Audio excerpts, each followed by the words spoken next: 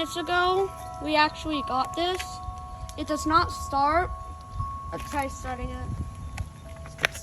So what happened is, like, it's locked up. Well, not locked up, but something's preventing it from moving. Even with the choke on, you saw we couldn't move in the whole machine. It's like, whoop. So we're gonna try and fix it, or at least get the motor out. And you can see it's a 10 horsepower. And that is pretty big. And I'm actually thinking about using this in a generator. Alternator type generator. We already have a 1,000 watt inverter. So we got this off.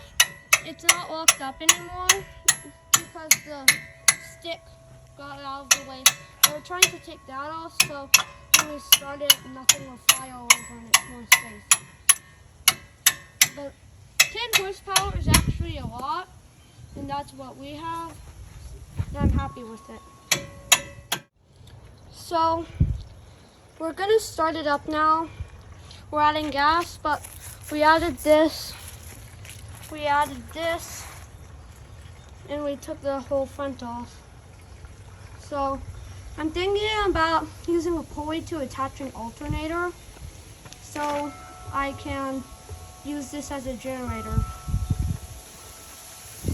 I think that'd be a good idea, so please drop a comment below if you want to tell me any suggestions or anything.